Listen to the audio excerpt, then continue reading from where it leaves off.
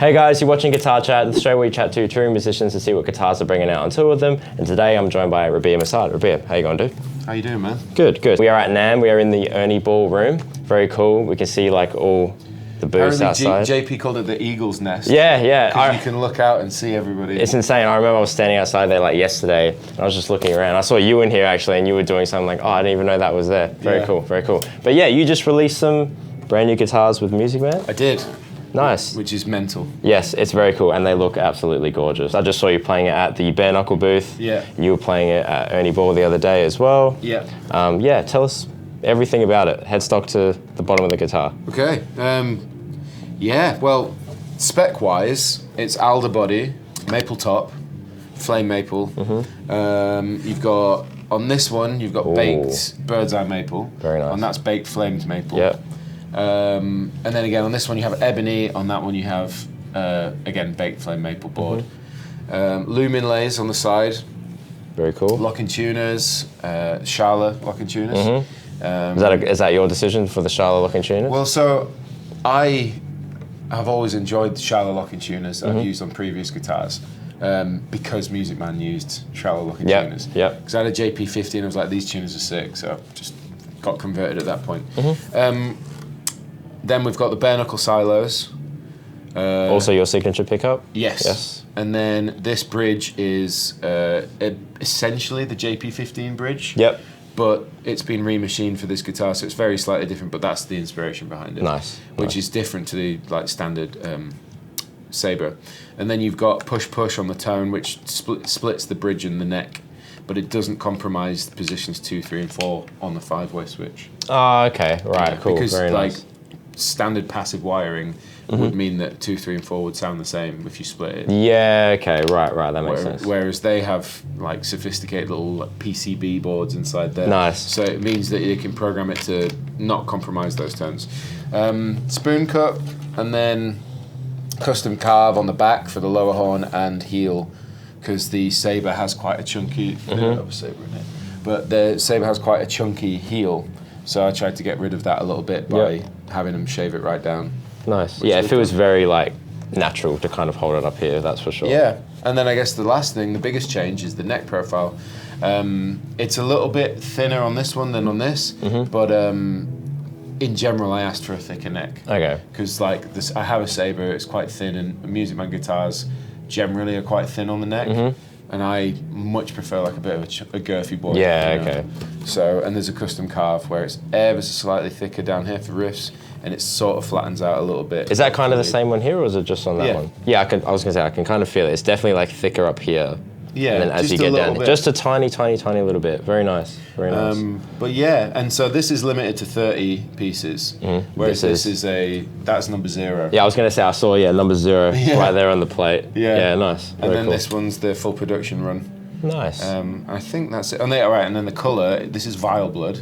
Yeah, that makes sense. That's named cool. Named after Bloodborne, because it's the best game of all time in space. Nice. And that one's Frenzied Flame, named after Elden Ring, because that's also the best game of all time in space. Nice. Very cool, man, very cool. How many frets on this one? 22. I've always played 22 because of where it allows you to put the neck pickup. Yeah, okay. Now we're getting nerdy. Yeah, it gets closer together and it affects the sound. And I know like a lot of more modern players and modern guitars, I've actually been questioning a lot about that. Like, why is it always 22? That's the reason. I've always played 22 fret guitars. Like I had a Nuno Betancourt M4, which was like my pride and joy, and that was 22. And then like I got into playing Strats, which are 21. I never really played 24 fret guitars. I have the JP15, which is, and it's nice to have the extra 2 frets, but I don't feel like I miss them. Fair. See, I have the complete opposite kind of experience. I always want 24 frets. I think it's just because I'm used to like that kind of like modern metal, like tapping the 24th fret riffing kind of vibe. So I guess but yeah, I can see why for you it would make sense to have the 22, especially with the neck pickup placement. I was going to say as well, one thing I did notice was the pinwheel truss rod adjustment there. That's the best. That should be on every single guitar ever.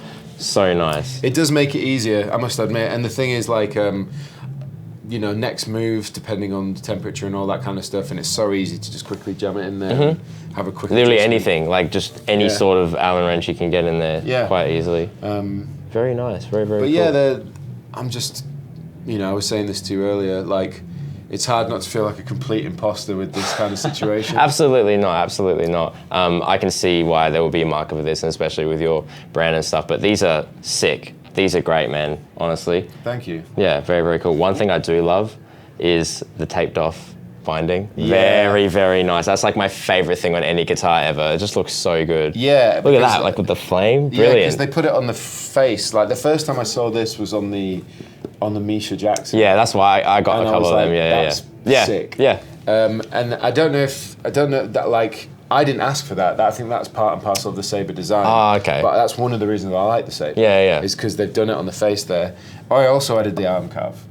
Because this on the stock Sabre is straight, and it was like killing my arm. Yeah, it is very comfortable to hold and play it. It's not like too extreme where it's like your arms like kind of hanging off at an angle. It still feels, especially with like the satin finish as well. Yeah, very, very nice. Yeah, this is a very speedy guitar, satin neck, satin body. Yeah, like very nice. Very much so. I can't wait to get out on tour with them this year. Because I've just been touring the prototype last year. Yep. And then I got the second prototypes basically right at the end of last year with no gigs. And then these have just been signed. They turned this around really quick. And I got to pick up the final version just before the show. Nice. So these are out right now, right? They'll be available in April. Nice. Awesome. Very cool. But they've been launched, unveiled at the show. Awesome. Very cool. So yeah. Yeah, sweet. I love how like it's got the burst finish, so it makes that natural binding pop even more because like your eyes can see the contrast between the burst and the flame. No, very, very cool. And I guess like one thing I want to know as well is like, obviously you've played a lot of guitars, you're known for having a YouTube channel, demoing a lot of guitars. You're now landed at Ernie Ball. What's that like? Like what's the experience like working with Ernie Ball, designing your own signatures, I guess, at this point? It's like, they're just like super, it's like Ryan was saying in there earlier, everyone's just super like hyped to do what they do at that brand. It seems like that, yeah. And like it seems like this giant family, and obviously the Ball family are still there running the business, so you feel like everyone's got this feeling of inclusivity like within the brand, like everyone feels cared for and like part of this extended family, and so everyone's like knows each other, and it's just this really nice welcoming vibe. So and then learning about the fact that obviously Brian was aware of what I was doing on YouTube, and like my own bands and my own music and stuff out there was just cool. And then I think he'd kind of shared a bit of his, what's the word I'm looking for? Enthusiasm to the team. And so it was cool when I sort of turned up and everyone's like already aware of what's going on and why this was a thing and why it was coming to be. And that was just a great process. And then like meeting Drew, the head engineer. Yeah, nice. The thing with Music Man guitars are they're like engineering. They're one of those like, how do I describe it? Like you get your luthiers that are like, just carving up, chopping up wood and putting this thing together, and then you get the kind of in between, which is like they use CNCs and then they're like CADs and stuff, and they'll do a lot by hand and all that kind of stuff. All the more intricate work like frets and stuff like that. Yeah, but they're still kind of old school. And then you have Music Man that like have that old school vibe. But then on top of that, it's so precision crafted. Like all these machines that are sort of responsible for different elements of the guitar, like whether it's like cutting the body, picking the wood, weighing it, like doing the leveling of the frets, like doing all this stuff. Like they use these machines to do all the stuff that is just precision, monotonous kind of stuff. It's very consistent in that way as well. And then they get humans to like do the other stuff that turns it into that, like the sanding is done by hand on everything, the finishing, like that stuff. It's so impressive. And then what you get is like this ridiculously high quality instrument where, like, I don't know, like let's say out of 10 guitars, they might only fail 1 or 2. Yeah. Rather, when you see a bit, I don't know, like 10 or 20 out of 10 Strats, you might fail like 7. Right. You've had it where you go in a music shop and there'll be 3 or 4 of the same guitar, but one of them has that thing that you're like, that's sick, and you can't really say why. It's the mojo. Yeah. But I've like, and not just saying it because like I'm part of the brand. Like, but you kind of get that vibe with most Music Mans you play. I certainly feel like because the way they do their necks, it's like a rolled, edgy kind of. Yeah, it feels very fast. Is the nut width standard? It almost feels like thinner in a way. I think that is standard for Music Man. Yeah, it feels very, very sleek. Yeah. Very cool. But just the process of designing it was sick. You know, there's a lot of emailing because they're in San Luis Obispo and I'm in Brighton. So it's like a lot of back and forth, and they're 8 hours behind me. So like I'd be like wrapping up for the evening, chilling, and then there's this like intense design. I know that all too well. Yeah. But no, I'm just hugely thankful for the opportunity, and the fact they believe in me enough to want to even do this is just crazy. So that's awesome. It's really, really cool, and this is a beautiful instrument. Like everything from just the attention to detail to like the flame top, flame neck, and it's gorgeous. It's a gorgeous guitar. Thanks, man. I would, if I like could spec out a guitar in terms of like body woods and just like overall feel, would be very similar to this one as well. Really? Yeah. I'm a sucker for figure tops and like nice necks and just even like the fretwork. These frets, are they jumbo? Do you know off the top of your head? I believe, because they seem a little bit thinner than what I'm used to. Yeah, I actually don't know. Fair. Well, it feels nice, right? They're stainless steel. For sure. Yeah, I actually don't know.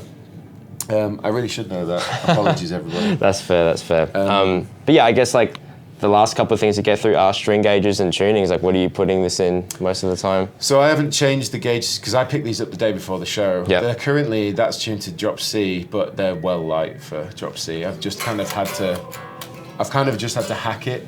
Yeah. I mean, it's still like, I find that with like really nice guitars, like this one, like you can get it, like if it's well built. Yeah. You can use the same gauge of strings on another guitar, and the well-built one will feel tighter. Yeah, like, it's just in the construction. It's just in the way that everything is. The setup on this is great. Like so this is apparently in drop C, but it feels like it's in standard. Do you know what I mean? Yeah. Like I don't know, like, but I would usually use 11 for 56 in D standard, drop C, for all those songs that we do, especially in the new band, and then for my baritone tuning, I'm using 14 to 68. Yeah. Is that with a wound G as well? Yeah. Yeah. So it's like mega chunk, and that'll be B standard drop A. I don't really go lower than that, to be honest. Yep. And I cannot for the life of me play 7 strings. I was literally about to ask, like, we were talking about the other night, I was going to bring it up, like, I know you play 6 strings and that's your thing. But yeah, why no 7? It's just, I know you can jam on a 7, obviously, but it feels more natural to play on a 6. And yeah, it's like, if I'm writing on a 7, I can. That's fine. But if you hand me one and it's like you're doing this kind of thing, just chilling with it, whatever. Nah, it's not. It's just it's not happening. And that's not even from a theory perspective as well. That's just from like a feeling perspective. Yeah, I mean, I don't really have any theory training except for understanding like intervals and like harmony and stuff. But it's disorientating because I haven't spent enough time with a 7. I get it, and I would put it in drop A, and it's nice to have that. To be honest, they're saying that. I've got a JR7 that I use, and I've got the Lorada ABEA. Yep. And I kind of, when they're out of their case and then in arm's reach and I'm sat, I will start playing it. After about 5 minutes, it's fine. Yep. But I would not feel comfortable in this environment. If someone handed me a 7 string, I'd be like, play something. Yeah, I get not you. gonna happen. I guess like in drop A, like it's just your standard E with the A, but then like all of your, because I don't know, sometimes I forget that a 7 string is like a 6 string with an extra low string, not a 6 string with an extra high string kind of thing. You play 8s as well, don't you? Not as often as it would seem, but really? I mean, like, I have an 8 at home. The only 8 I have at home is pure novelty. It's the Ibanez Meshuggah signature, but that thing is just like stupid long. But I typically like playing 7s most of the time, but I have a couple 6s at home. I enjoy playing them as well. But yeah, 8 is just like, it's a different instrument as far as I'm concerned. It's just like not even the same thing.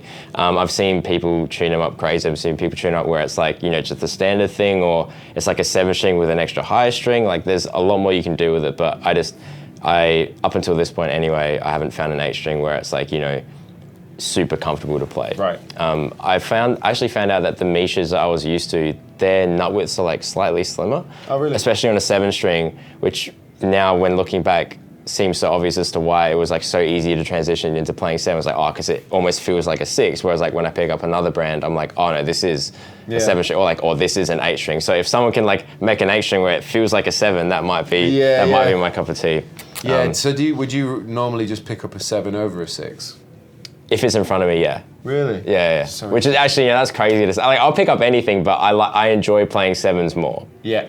It's not that I feel more comfortable on either. It's just like, oh, I know more riffs on the 7 string right now, so I'm just going to play a 7 string. Okay. Especially here, where it's like you just forget every riff. You just go into like autopilot on the stuff you know. Yeah, no, like I actually made a conscious effort before we got here. I have a notepad on my phone of like NAMM riffs and like all the tunings and all the like 6 string, 7 string, 8 strings. Like in case I forget anything, I'm like, oh yeah, that riff, and then I just like play it and just see what it feels like. Because if I pick up a guitar, especially with all these people around, like I default and I just play whatever I would usually play every single time. The one thing for me with the NAMM show is like this morning I was absolutely exhausted, and I was down there. It took me ages to wake up this morning, and I was down at Victory, and someone handed me a guitar. It's like, just jam, and like I don't mind jamming, but like the amp had no reverb, and like there wasn't a setting on it I could ease into. The guitar was just this random guitar, and it was just like, this is horrible. This is traumatic. Just a bit dry. I just wanted to fold up and slide inside an envelope and just disappear. Yeah, and even like with like I did a couple of performances like at the bare knuckle booth. Like I made sure I was like with my Quad Cortex. I had all my effects. I had the in-ears, like, because I could not imagine just running a backing track and just playing through an amp without the effects, without like all the changes and everything. Particularly when it's your own tunes and stuff. Exactly right. Like you know what it sounds like, and you know what you want it to sound like. So like you don't want to compromise. So it was a bit more difficult in that sense. But I'm glad I went through that trouble. Because I'm sure you feel the same way as well if you had to do it. Yeah, I mean, that's one of the beauties of using QC or a modeler, for example, is it's your preset that you use to make the tune. And then it's just there. It's the same sound that you're used to playing a million times, rather than some random amp that you've got to plug into. I mean, I love playing through amps. I mean, this is an interesting topic. Like, you're a modeler guy. I haven't ever owned a tube amp. That's great.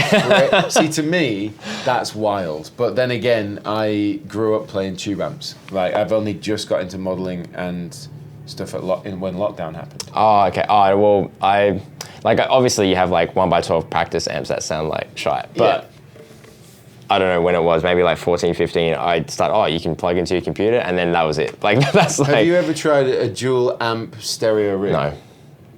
I feel like that might change me. That might tip me over the edge. You just need to try it. Like, I stand by the fact that, like, if you plug into a stereo rig, true stereo with, like, stereo effects and all that stuff, it is... Like, with 2 cabs on either side of the room. It's an overwhelmingly immersive experience. Okay. And just sitting in the middle of it with your eyes closed. It's funny, like... I understand the appeal of having it, like when we play live, we've got a new rig going at the moment, I'm trying to set it up where I can get a line out of the Quad Cortex and plug it into a power amp, into a real cab, just so there's like some stage sound. Because my bassist, he's always played with a cab, he's in a hardcore band, like he loves playing with a cab, so okay, well we can't have one or the other, we have to have both. You want to shift that air. Yeah. But then like, all these guys that I've been looking at, like you or like Toast or like whatever, all these guys using like the more modern stuff, now they're like going back. Like I think Animals is back on analog gear, and Periphery's bringing out amps on tours and stuff. So. Yeah, like I was chatting with Tosin yesterday about this, specifically that he went back to amps. He's been agnostic before, but like as Animals took off, it was fractal and stuff like that. But he's like coming back to amplifiers, and like he uses a big pedal board. He really likes the modular aspect of it, you know, chopping and changing and dialing things in.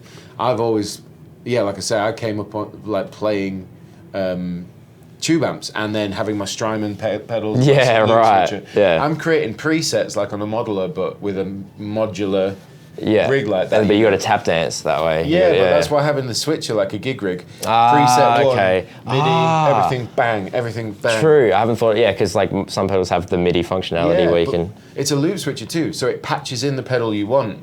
You know, so if I'm like, all right, for my rhythm, I want Tube Screamer on, and then say my heavy, like epic moment, I'll have fuzz, Tube Screamer blended, reverb and delay on bank 27, patch C, and it will all do it in a one push of a button. Yeah, okay, so that's cool. It's light loading presets. Cool. Yeah, for sure.